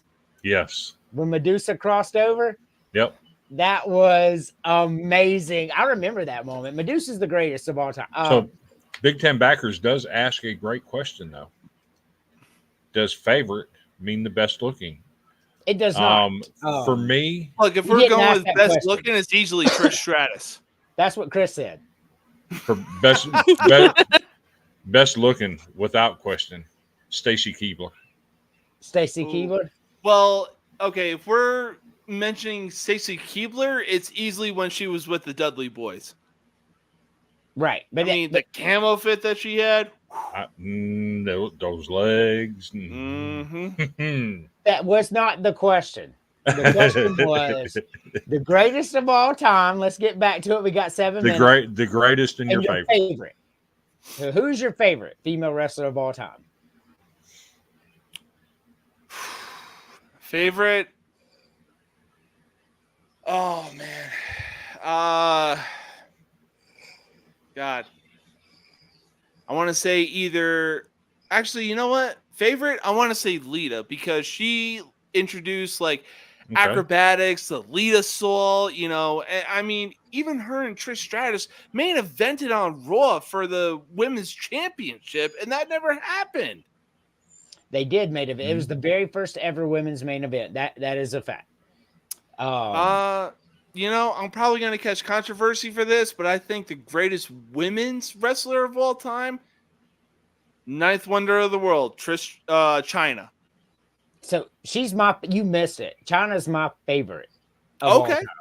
Like Chyna is my favorite. She was so much fun to watch. Now, the greatest of all time is the only woman to do it on both levels, WCW and WWF, and that's Medusa. And that's my opinion. She actually took the WWF women's title, signed a contract with WCW, did not tell Vince McMahon, showed up on Monday Nitro with the WWF trash can, threw it in the trash can. Oh, that was a bad bitch right there. Yep, greatest of all time. That's just my opinion. Fair enough. And it's hard to argue that point because she did it in both levels. And she wore the American. She got you going. Unfortunately for her, at that time there was really no competition.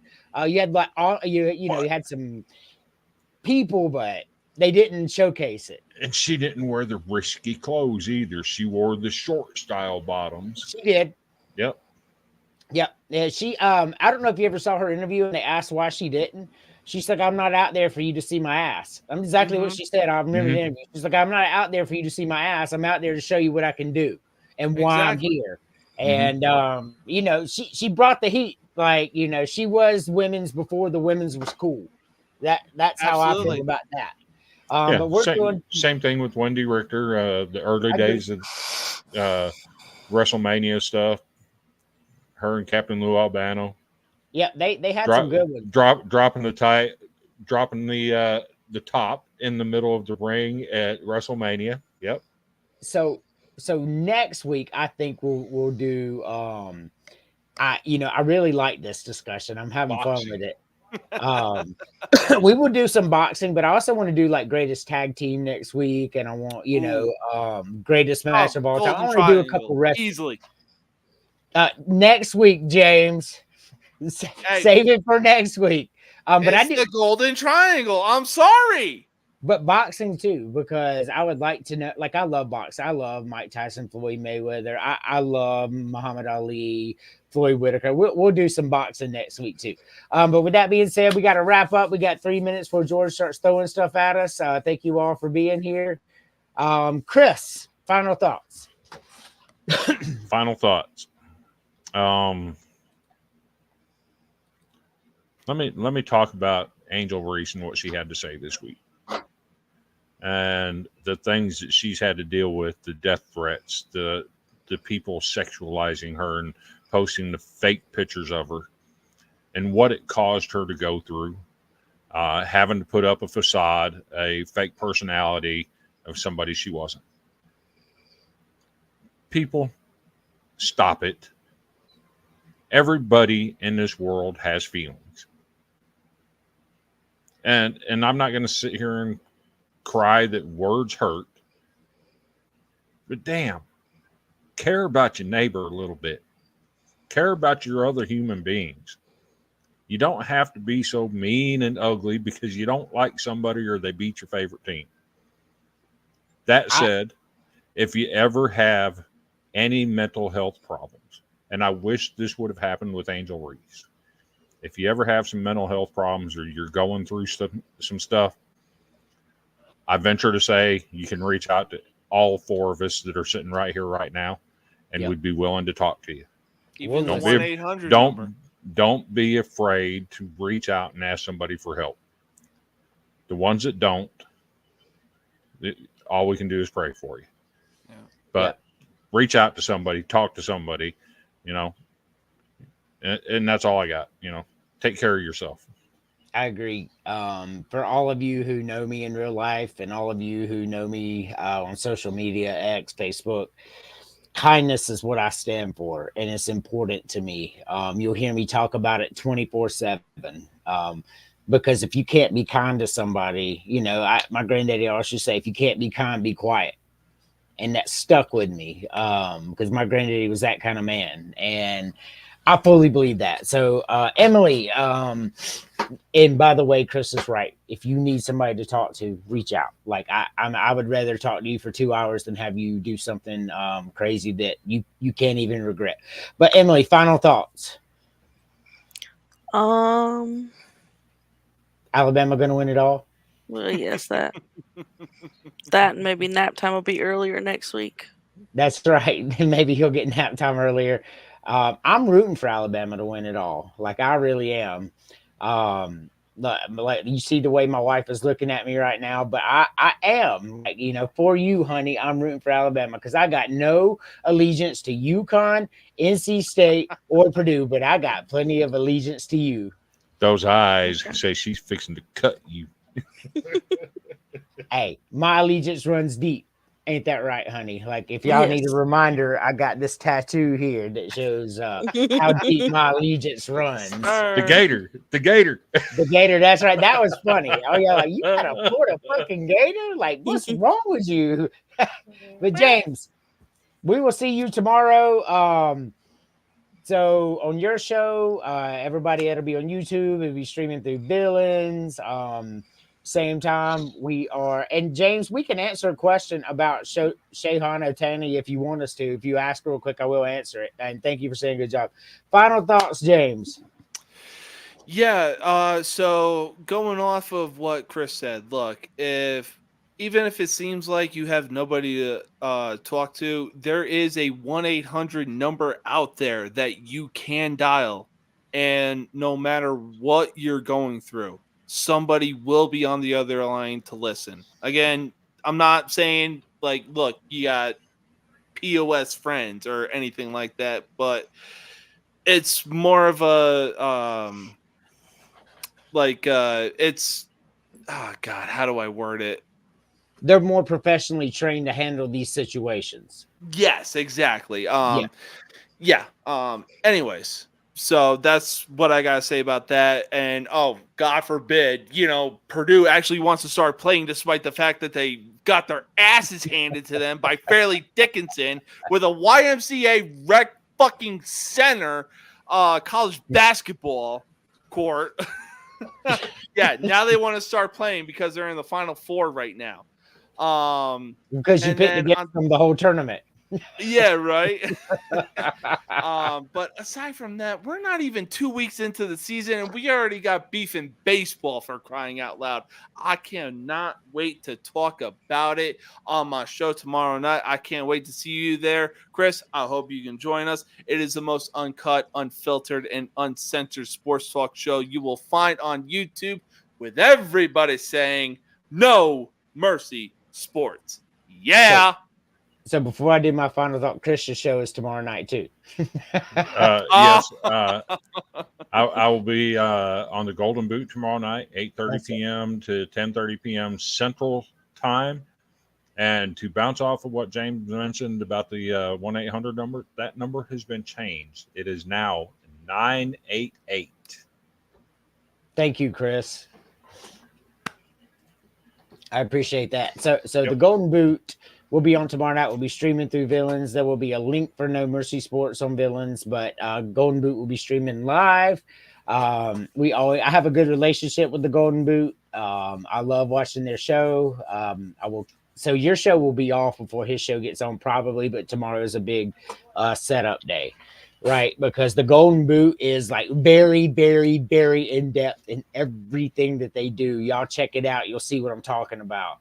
Very, very well put together. Trying to get there, but Cody won't teach me. But no, I'm just kidding. I love it. It was actually Cody's idea to do a old school wrestling podcast, and I told him I'm here for it. If you want to do it, I will make time. So before I can do my final thoughts, James, nothing yet. It's still under investigation. There's nothing happened that you don't already know. We have the information that X, Y, and Z happened, and now the investigation's ongoing. But we do know this. It has had an effect on his play because he has not made any headlines yet. No, and he has not. But James, thank you for being here. Emily, Chris, thank you so much. I appreciate it. I really do. So in closing here, I want to thank you all to be here. There's a lot of my fans from X on here. We like to have a good time. We like to make fun of other teams and fan bases because that's what we do. And I love every minute of it. I love my co-hosts. They're great. Emily, I love her. James, Mac, and Chris make a fine addition to the show. With that being said, my final thoughts are the Gamecocks are going to win it all, and I want all the smoke. See you next week. College Sports Villains only on the Dog Media Network. And as always, John 3:16.